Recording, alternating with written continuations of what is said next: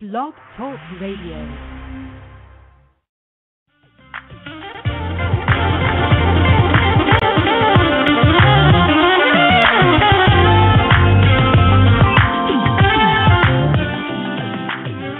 Good evening, everyone. Listening to Martial Arts Weekly. I'm your host, Cynthia Duval, and we're back. We were off for a couple of weeks. Wasn't really feeling too well, but we're back very, very strong, and we're ready to pick up where we left off with our weekly broadcast. Today, we are going to have our guest, Anshu Christa Jacobson, the head of the Budo Ninjutsu Dojo. She was a guest on the show a couple of months ago.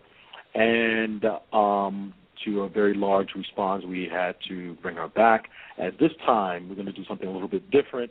We're going to have sort of like a history lesson, a historical look at the ninja and samurai. So without any delay, let's bring in our guest, Anshu Christa Jacobson, head of the Budo Ninjutsu Dojo. Hello, Anshu. How are you? I'm doing good. How are you doing? I'm very good. It's good to have you back on the show.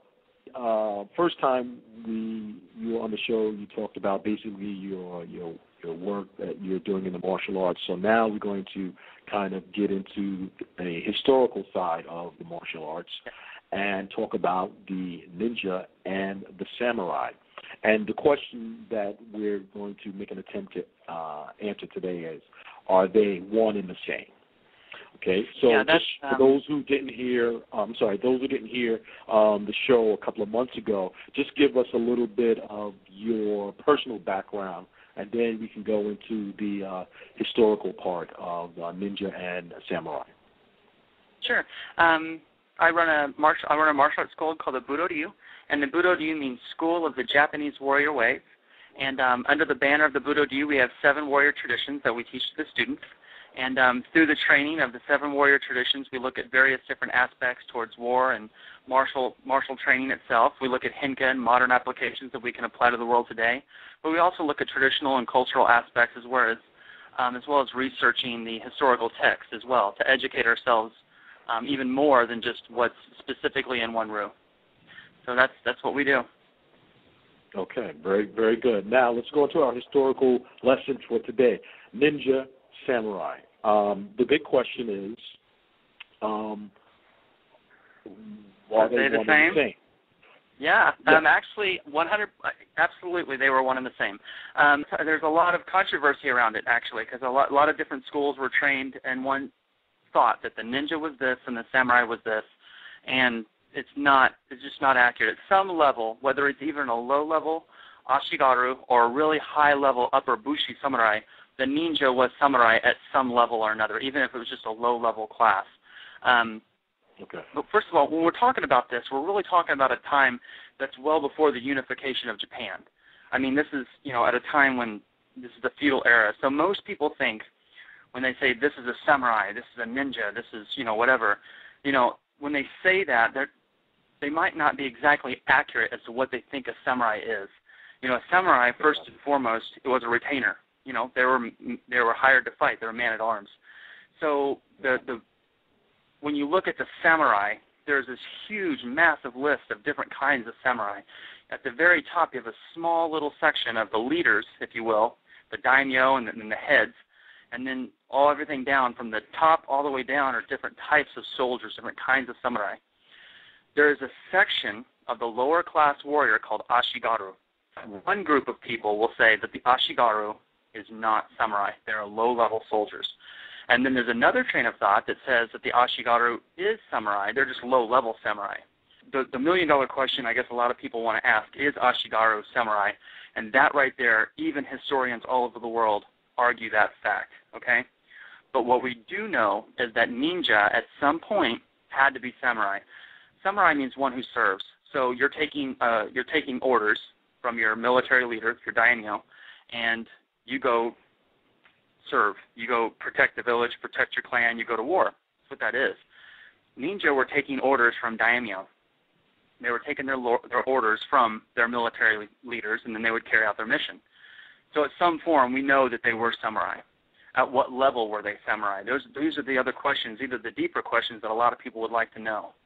What I really want to really explain to people is what is a ninja. Because then here's the thing where people get the miscue. What is a ninja? How's it different? A ninja is a person who was trained in ninjutsu. I know you think, well, that's obvious. Well, it's not really that obvious in the modern day. And I'll tell you why. So many people train in taijutsu and call it ninjutsu. It's not true. Taijutsu is empty-handed fighting. They train in swordsmanship and say it's ninja. It's not true. That's kenjutsu. Just as, grappling would be jujutsu, et cetera, et cetera. So all these different kinds or strategies, types of fighting, have a different name, like kobujutsu, jujutsu, kempo, taijutsu, et cetera, et cetera. These are all different. And none of that is actually ninjutsu. Ninjutsu is a set of skills. And those skills involve stealth, espionage, gathering information, stealing in, if you will, explosive, guerrilla tactics. Their ideas was to fight behind the lines, kind of in the shadows, if you will. So that's a ninja. So we've got to make that clear because so many people are doing this hand-to-hand fighting thing, and I'm learning ninjutsu. That's not ninjutsu. So at what level was that warrior samurai? Samurai, you could be a high-level samurai and still do ninjutsu, still be samurai. This is where it gets kind of confusing because keep in mind, ninjutsu is a set of skills, okay? The ninja was a warrior that fought like behind the lines in the shadows, gathered information.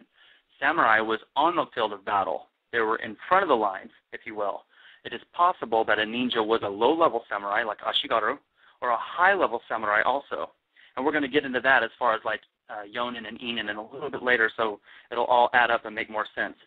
The Ashigaru is a lower-level samurai. Now, whether you believe the Ashigaru class to be samurai or to just be a low-level class of warrior, that's debatable. But what we won't debate, or what is not debatable, is that they existed, and they were the low class. They were the ones on the field of battle, if you will.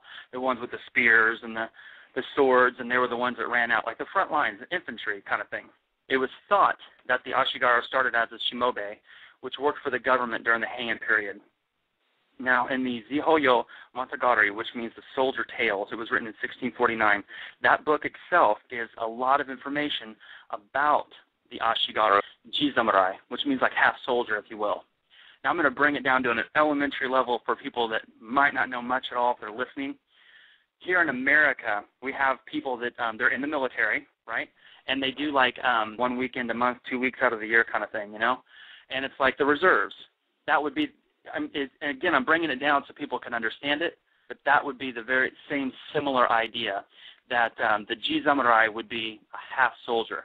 They were trained, and it was time for war. They'd go to war, but they weren't exactly a full-time soldier, so they were called Jisamurai, okay? Now, from there, you have your Ashigaru, which is a low-level soldier, and the different classes from that. Now, the samurai itself, when we talk about samurai abushi, we want to make sure that we're talking about the high class of a warrior sect, okay? When we're talking about Ashigaru, we're talking about a low class of a soldier sect. Even though both are different, each set, whether it was the samurai, the upper-level samurai class, or the Ashigaru, which was a lower-level warrior class, each one of those had different sections within it. Same with the ninja. The ninja had different sections as well, from top elite, all the way to the bottom. The top rank of the Ashigaru was called the Ashigaru Kashira, and the And the Ashigaru Kashira was a very important role because that was a top level you could be as Ashigaru. So that was like they're on the footsteps, if you will, of getting ready to become samurai. They're trying to work themselves up the rank. And we do know historically that many people started at a low level and worked themselves all the way up the ranks. So the top of the Ashigaru was the Ashigaru Kashira. Now the second in command was called the Ashiko Kashira, the lieutenants of the class. They were the next one down, okay? Once you get past that class, the Ashigaru really splits out. And this is where we can find some of the start, if you will, of the ninja. Now to break it up, just to give you a few ideas, when I say that this below that kind of breaks out, if you were Ashigaru and you were called Teppo Kogashira, that means you specialized in firearms or muskets. If you were Mochi Yarigumi, you were a soldier kind of specialized in spear, or the Yari, okay? You were the Shashu no Ashigaru. That was a soldier that specialized in the bow and arrow, specifically sharpshooting. They were a sharpshooter with the bow and arrow. So there were different types of ashigaru, and each one of those ashigaru, or foot soldiers, had a job that they would carry out in battle. Right now, at this point in the interview, you've heard me talk about some of the different classes of the ashigaru. I then went in and talked about how you can connect the ashigaru to the ninja. At this point in the interview, in the live interview, I made a slight mistake. And I wanted to point that out to you guys, that I did make a mistake. I apologize for that, but I want to make it better. I want to clean it up so you guys understand where the mistake was made and what the correct information is. The whole point of this section was to talk about the different classes of the ashigaru and how we can look at these different classes and then make a connection to the historical ninja. This was the purpose of dividing up the different classes of the ashigaru, giving examples of where we can get this idea of the ninja and its connection to the ashigaru, or the lower class warrior. Where I made the mistake was, I said that the Torii Sunman was a class of ashigaru, and their job was to go out and gather information and then bring it back to some of the upper leaders of the ashigaru. This is what I said, and I talked about some of the jobs and things like that.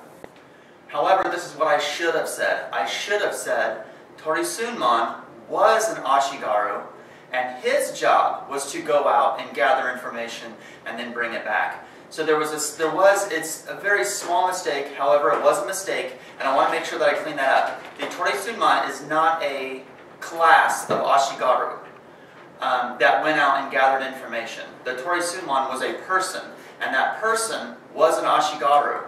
And that person, many people believe him to be ninja, because it was recorded that he went out, he gathered information, and then he brought it back.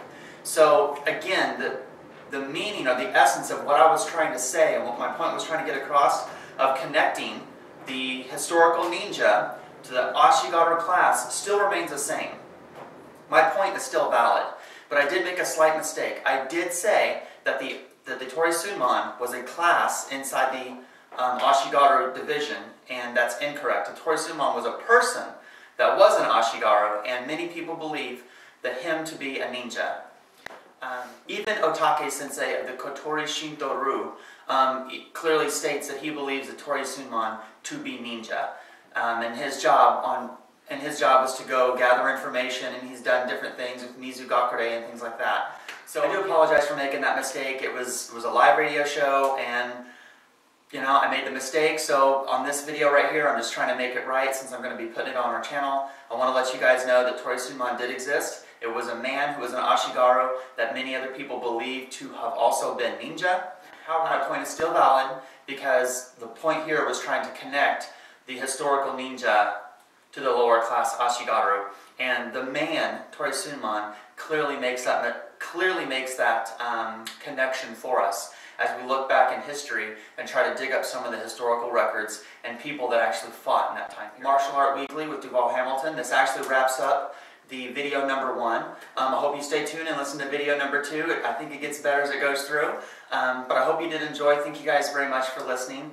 And take care, be safe, and good luck in your journey of Budo.